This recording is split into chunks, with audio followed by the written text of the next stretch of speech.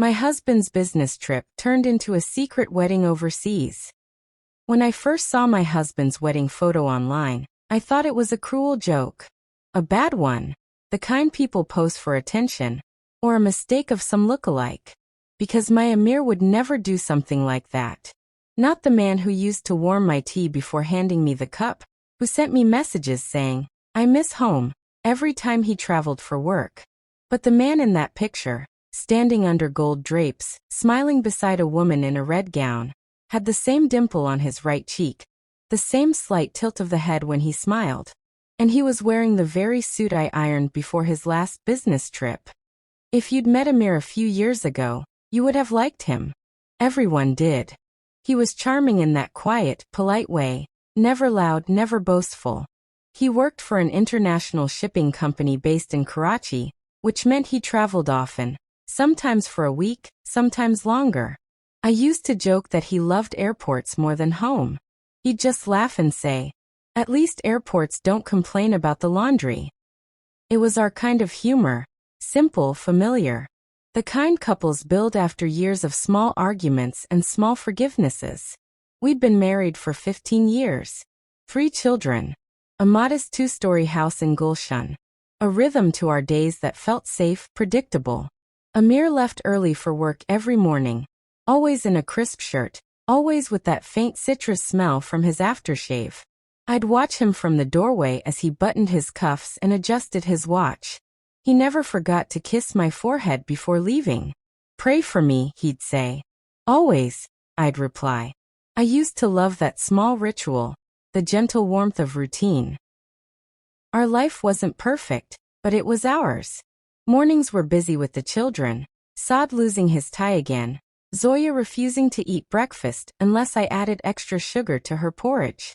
The house smelled of toast and cardamom tea. The sound of cartoons in the background, the soft clatter of dishes, the neighborhood's call to prayer drifting through the window. It all felt steady. Sometimes, after everyone left, I'd stand in the kitchen for a while, just breathing in the silence. I'd think about how far we'd come, from a rented flat with flickering lights to owning a small, peaceful home. Amir worked hard for that, and I respected him for it. I wanted to believe his sacrifices were for us. In return, I made sure our home was his sanctuary. Warm meals, laughter, a place to rest. That's what marriage meant to me.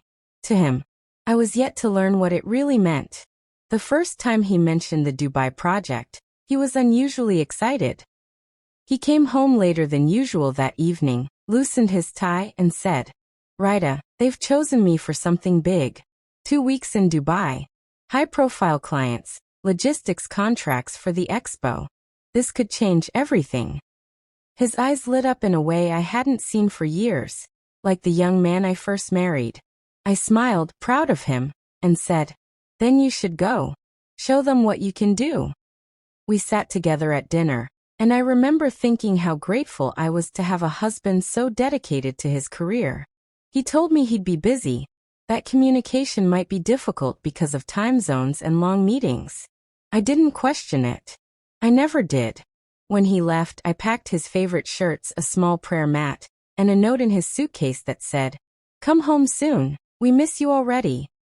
He called me from the airport before boarding. "Take care of the kids, okay?" "I always do." "And take care of yourself." His voice was soft, almost tender. I didn't know then that tenderness can sometimes be the mask of a secret. The first week passed normally. He sent short texts, quick voice notes, "Long day, meeting ran late, miss you all." I'd reply with pictures of the kids doing homework or a photo of the dinner table. Then around the 10th day, his messages grew shorter. The calls became less frequent.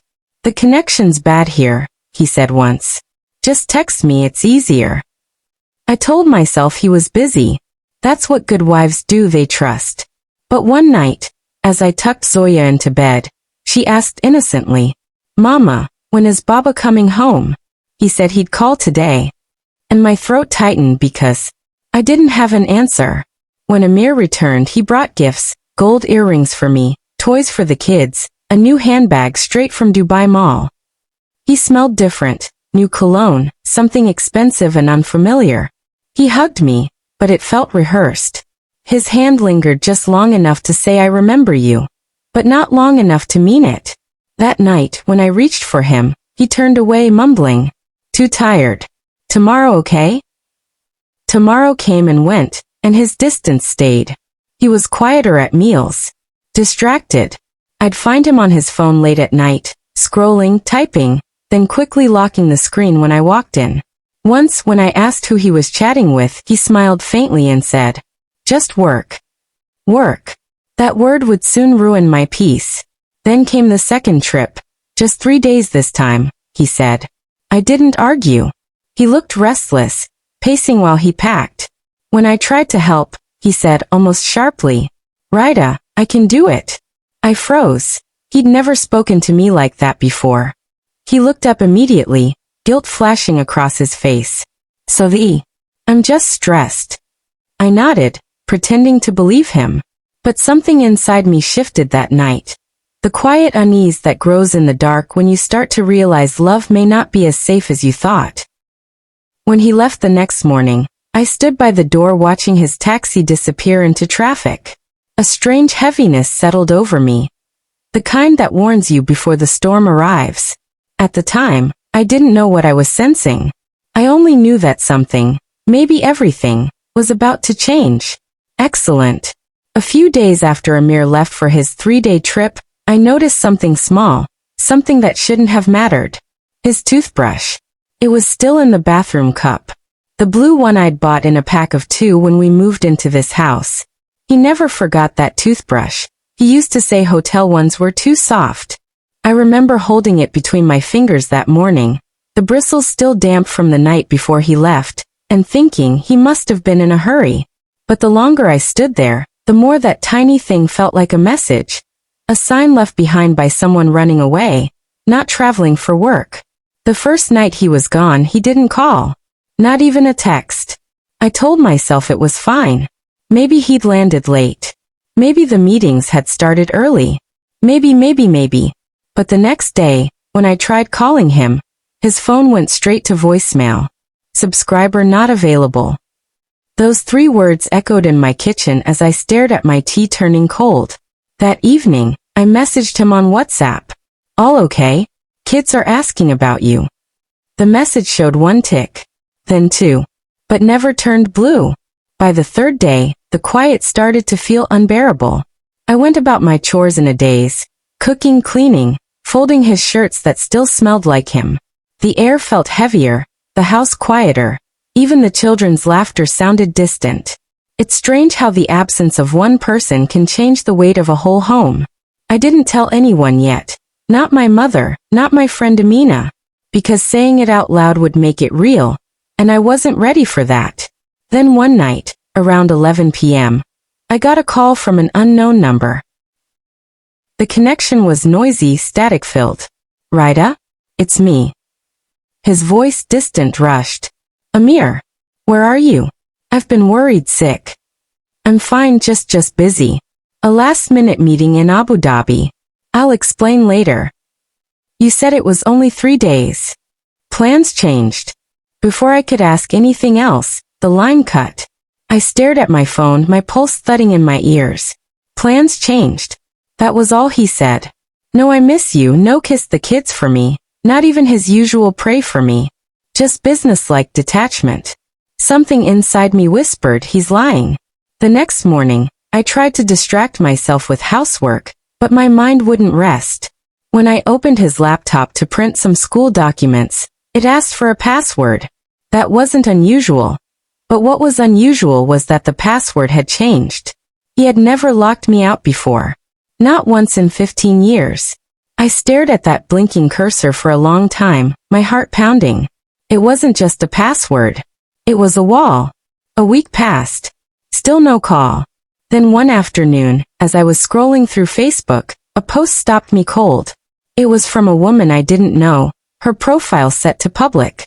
The caption read, "The happiest day of my life, ring red heart." Underneath, a photo of a wedding ceremony. The groom's back was to the camera, but I knew that posture, that slightly tilted shoulder, that familiar dark hair. I clicked the photo. My hands were trembling. When it opened full screen, I saw it clearly. Amir, standing beside a woman in an ivory gown, his hand resting lightly on hers. His face turned toward her, smiling. For a moment, I couldn't breathe. The sound of the ceiling fan faded. The world narrowed to that photo, that smile. I felt my knees weaken, and I sank into the chair. It wasn't possible. It couldn't be. There had to be an explanation. A business event, maybe a model shoot, some prank. My mind tried to reason while my heart already knew. That night, I didn't sleep. I went through every memory, every message, every late return, every conference call he'd taken behind closed doors. The pieces started fitting together in the ugliest way. The long absences. The new perfume. The sudden change of password. Still, I needed proof. Something undeniable. The next day, I called his office. His colleague Hamza picked up. Oh, Madam Rida. How are you? Long time. I'm fine, Beta. I was just checking if Amir reached safely. He said he was in Abu Dhabi. There was a pause. Abu Dhabi? He took leave actually. Said it was personal. Personal. The word felt like a knife. Are you sure? Yes, he applied for it last month. He said it was important. Last month. He'd planned this, while eating dinner with us, laughing with the kids, kissing me goodnight. That evening, I sat on the edge of our bed, the photo still open on my phone screen. I zoomed in. The background showed a resort hall with white roses and chandeliers. The kind of place only wealthy people could afford for weddings. And then I saw something that froze my blood. On his finger, a ring. Not his usual wedding band, but a new one. It was all real. I thought about calling him, screaming, demanding answers, but my voice wouldn't come. Instead, I just whispered, "Why, Amir?" The room echoed back my own voice, small and breaking. For 2 days, I moved like a ghost. I still cooked for the kids, smiled at them, packed lunches. But inside, I was hollow. Every small thing reminded me of him. The hum of his favorite song on the radio, the sound of his razor in the bathroom, the empty chair at the dining table. But grief slowly turned into something else, determination. Because if he could build a whole new life behind my back, then I could at least uncover the truth. All of it. And so, I decided I would go there, to Dubai. I'd find him. Not to beg. Not to fight for love that no longer existed. But to look him in the eye and ask the question he never had the courage to answer. Perfect. This section follows Rida as she travels to Dubai, uncovers the full truth, and experiences the heartbreak that will transform her. I booked my ticket quietly, without telling a soul. Not my mother, not my sister, not even my best friend Amina. There are some journeys a woman must take alone. Not because she doesn't have people to lean on, but because she needs to face her pain without witnesses. I told the children I was visiting a friend for a few days. My son looked up from his drawing, frowning. Will Daddy be home when you come back? I hesitated. I don't know, Beta, I said softly. But I'll make sure we're all okay. That night, I packed light, just a small suitcase, my passport, and a photo of us from our wedding day. He was smiling in that picture, the same way he smiled in that new wedding photo. Back then, I thought that smile was mine. The flight to Dubai felt endless. Every cloud outside the window looked like a question. What if I'm wrong?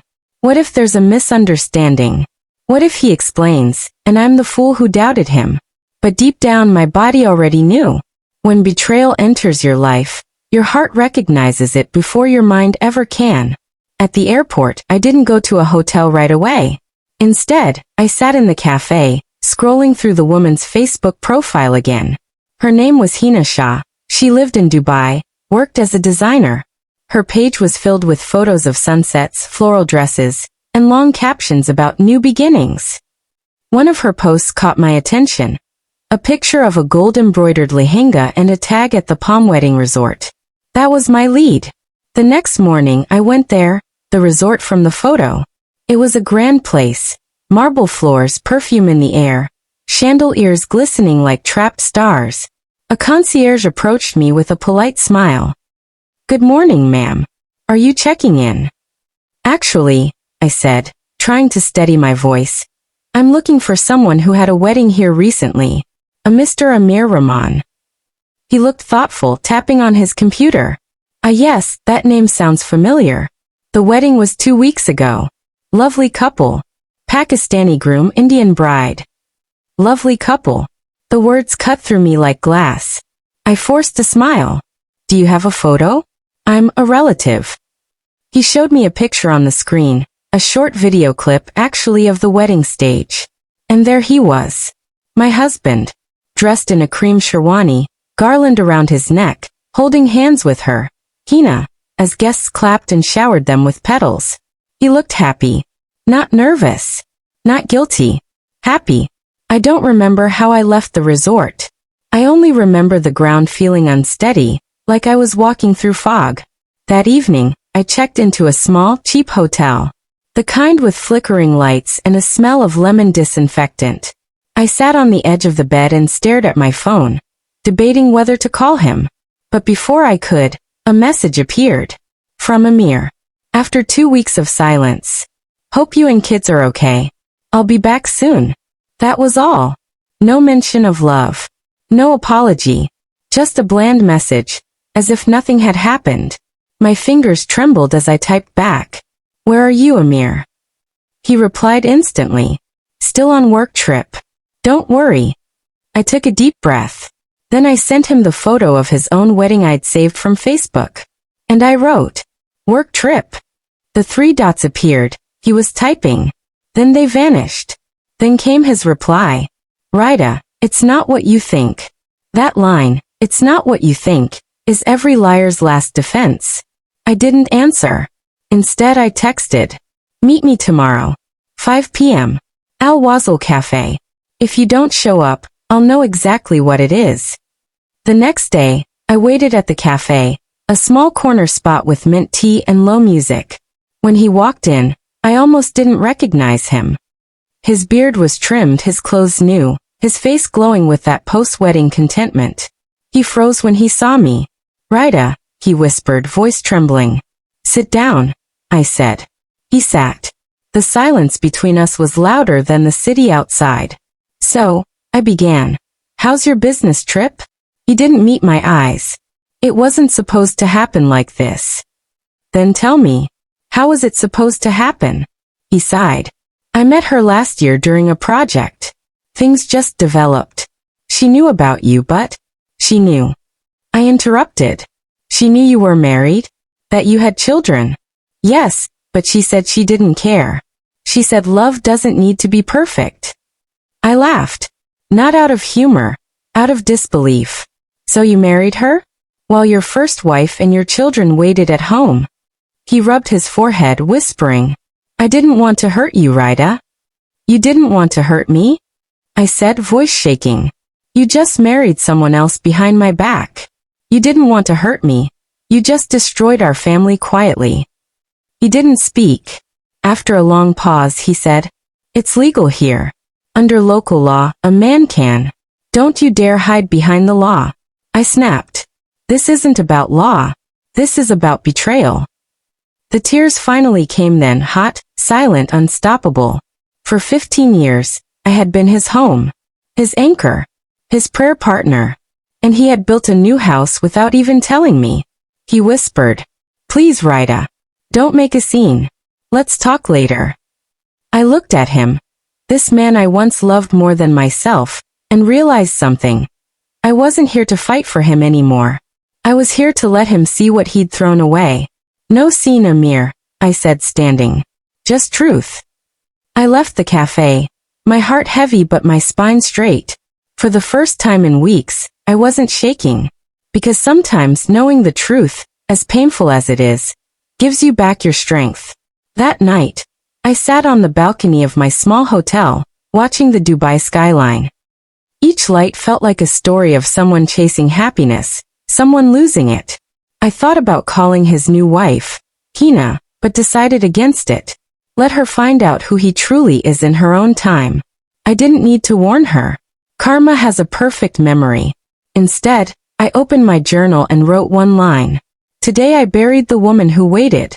This section follows Raida as she returns home, faces the storm quietly, and begins to take control of her life, not through rage, but through grace and truth. When I landed back home, the air felt heavier, not because of the heat. It was the weight of everything I now knew. The taxi driver asked, "Back from holiday, madam?" I smiled faintly. "Something like that," I said. The truth was, I had gone to bury a dream, and I was returning with only ashes. The house felt strange that evening. The curtains still carried the faint scent of his cologne, his slippers by the door, his cup on the kitchen counter. Everything looked the same except me. I walked to the mirror and stared. My face looked older, calmer. There's a certain stillness that comes when you've cried all your tears. For a moment, I wanted to call him, to scream, to ask why. But what would I gain from answers that meant nothing? So instead, I opened the wardrobe, took down his shirts one by one, folded them neatly, and packed them into a box. Each fold felt like closing a chapter. When my son came in, his eyes were wide. "Amy, are you cleaning?" "Yes," I said softly. "Cleaning the space we need to breathe." He didn't understand, of course. But one day he would. The next morning, I went to see my mother. She lived 2 streets away, a strong woman with eyes that saw through silence. As soon as she opened the door, she said, "Something's wrong. Tell me." I broke down then. Not dramatically, just quietly. The kind of crying where your body shakes but no sound comes out. When I told her everything, about the second wedding, the lies, the confrontation, she just sat there for a long while. Then she said, "Men like that don't just cheat on their wives, Rita. They cheat on God's trust." I looked at her, startled. God's trust? She nodded. When 2 people marry, they make a promise in front of him. When one breaks it, it isn't just the other person they betray, it's their own soul. Her words stayed with me. I didn't want revenge anymore. I wanted peace, even if it meant walking away with nothing but my dignity. But peace, I soon learned, is not quiet. It requires courage. A week later, I went to meet Amir's parents. They had called twice since he returned, asking when I'd be back, when he could come home. He had told them some story, probably that we had a small disagreement, nothing serious. When I arrived, his mother greeted me with her usual sugary voice. "All right, finally. You're home. Amir said you were upset. Little misunderstandings happen, dear."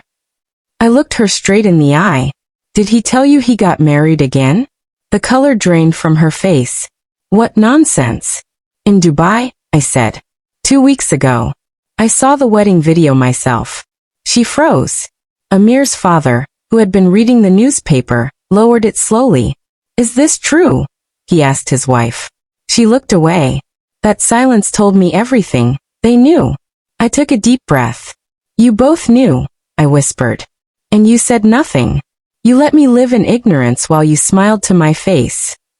Her eyes filled with guilt, but she didn't apologize. "Rita, you're a good woman.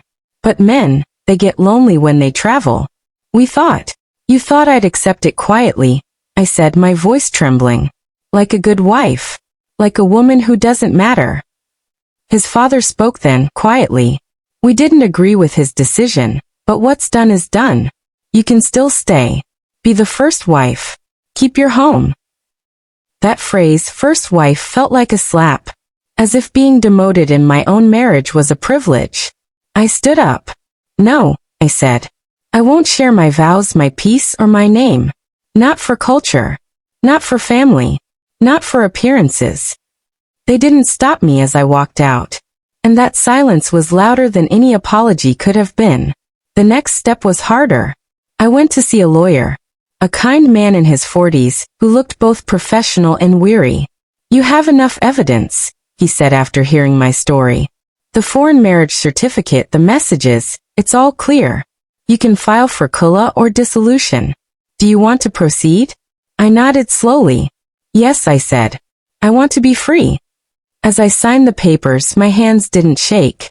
Because sometimes, the bravest thing a woman can do is stop waiting for someone who has already left. Word spread quickly, as it always does.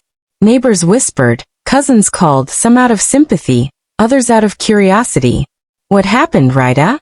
He was such a nice man. Are you sure you're not overreacting? Maybe he'll come back, dear. Think of the children. Every comment was a small stone thrown at my resolve. But I didn't defend myself. I just smiled and said, some things you can't fix by pretending they didn't happen. That line seemed to quiet them. Weeks passed. I began teaching again, private tutoring at first, then a full-time position at a local school. It was strange at first, waking up without making breakfast for him, walking alone to the market, handling bills myself. But with each small act, I felt a piece of myself return. The children adjusted slowly. My son would ask sometimes, will Daddy visit? I would smile and say, he can if he wants to, but we don't wait for people who forget where home is. And somehow he understood. One evening, I got a message from Amir. Rita, please talk to me. I made a mistake. No apology. Just an invitation to reopen wounds. I typed one sentence back. You didn't make a mistake. You made a choice. Then I blocked him.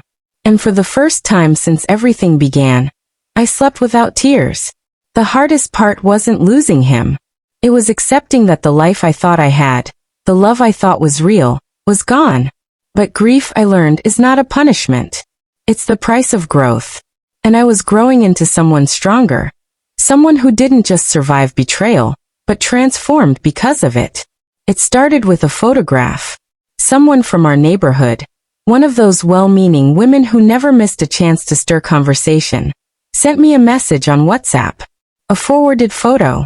Amir and his new wife standing together at a dinner, smiling in some expensive restaurant.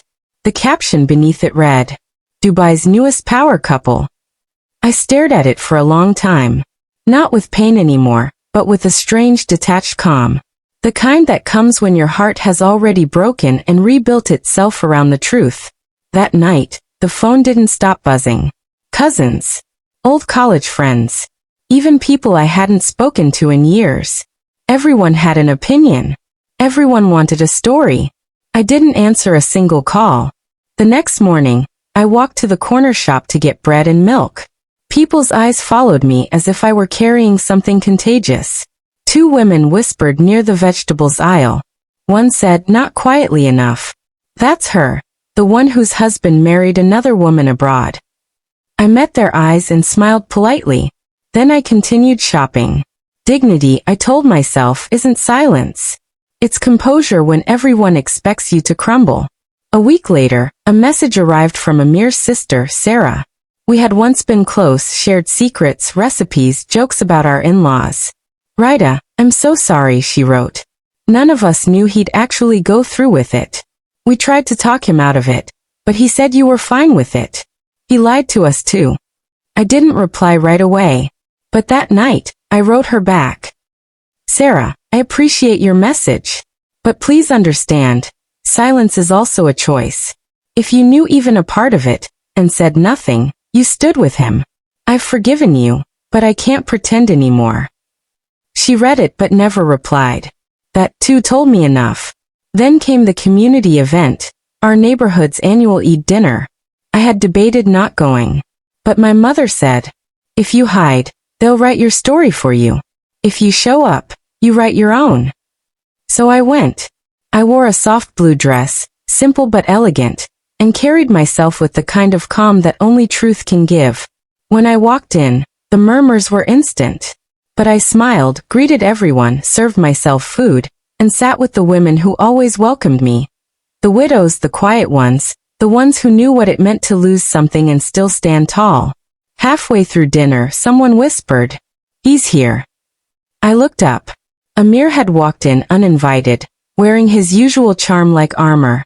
And beside him, his new wife. The air grew heavy. Conversation slowed. People looked between us like they were watching a play unfold. He approached me hesitantly. Rita, he said, voice low. Can we talk? About what? I asked. You're making this hard. You could have stayed. You could have. I could have kept quiet, I said, softly but clearly enough that those around us heard. While you built a new life on the ruins of our vows? His face flushed. The woman beside him looked down. "You embarrassed me," he hissed quietly. "You made everyone think I'm—" "You did that yourself," I said. "I only stopped pretending."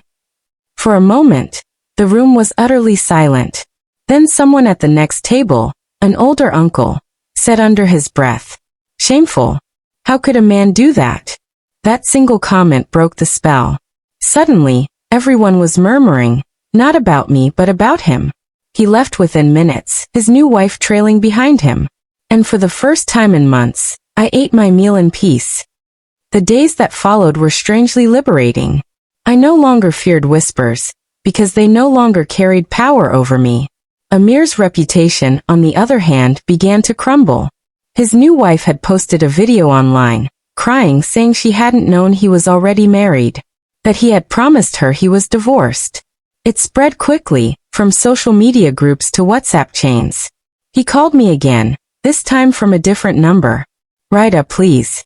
Tell them you left me before. Save my name." I paused, then said quietly, "Names can't be saved by lies, Amir. Only actions could have done that, and it's too late." Then I hung up.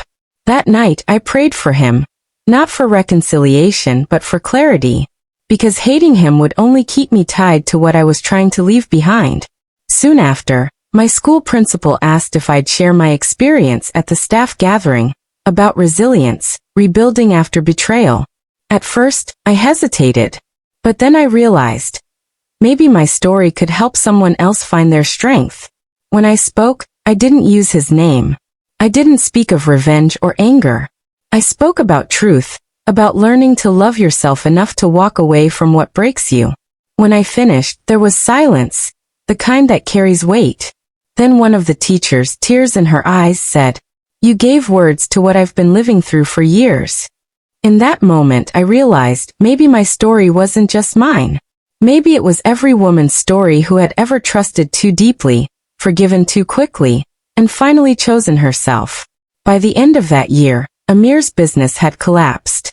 The company he'd opened with his new wife went bankrupt, rumors of disputes, unpaid debts, legal issues. And though part of me wanted to feel vindicated, I didn't. Because I understood something deeper. Karma doesn't always come with noise. Sometimes it just unfolds quietly, letting truth speak for itself. One evening while grading papers, I found an old photo, Amir, me, and the kids on a beach years ago. We looked happy. I smiled, not bitterly but with acceptance. That version of him existed once. And so did that version of me. But both had served their time. I put the photo away and whispered, "Thank you for the lessons." Because in losing him, I had found myself. The first morning I woke up truly alone. The house was silent in a new way. Not the hollow silence of absence, but the calm that follows a long storm. I made tea just for myself. Sat by the window. Watched the sunlight move across the wall.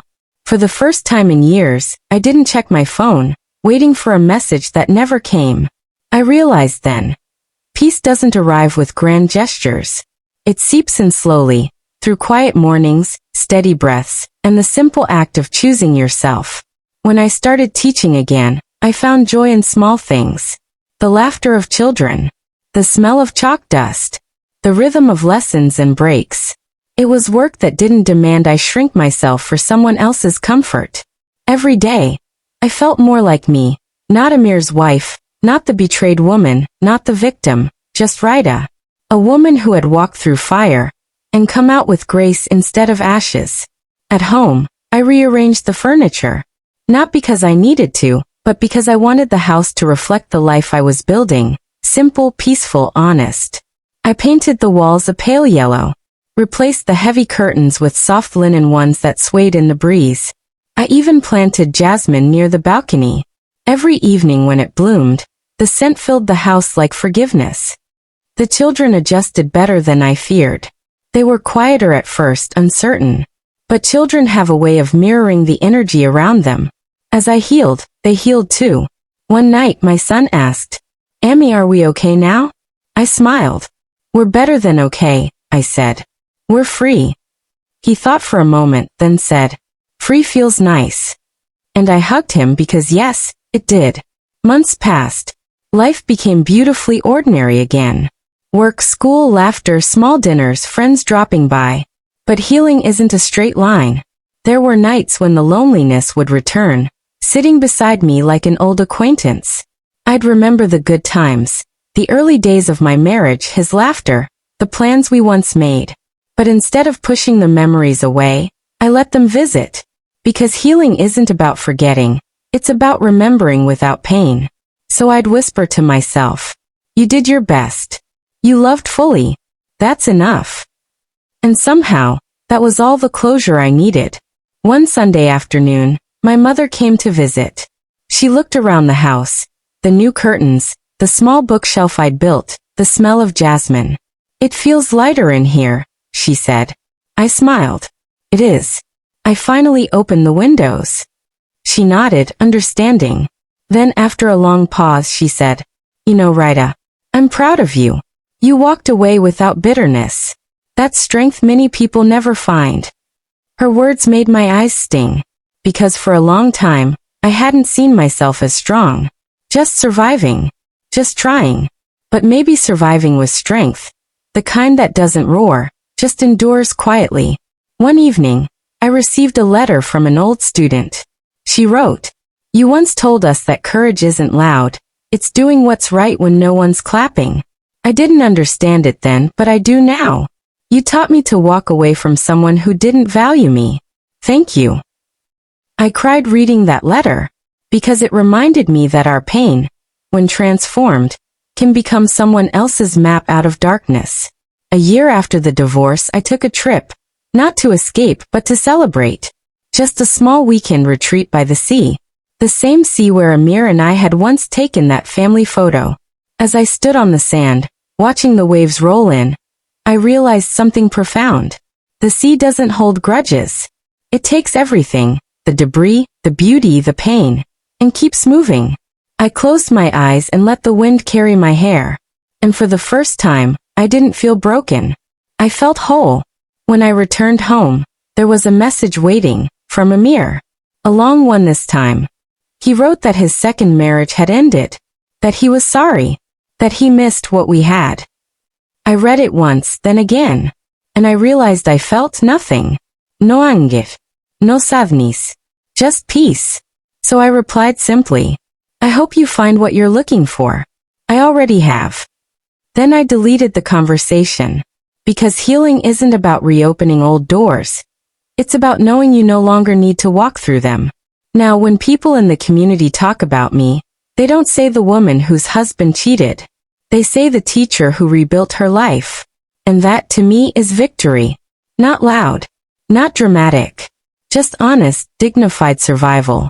I learned that betrayal doesn't destroy love. It teaches you where to place it.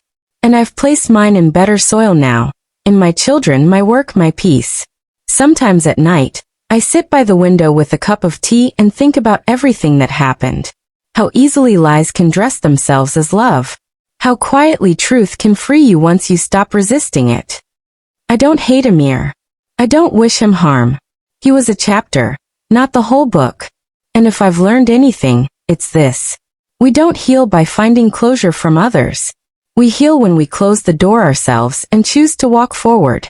You know, when I look back on it all now, I don't see a story about betrayal anymore. I see a story about awakening. Sometimes, life doesn't break you to punish you.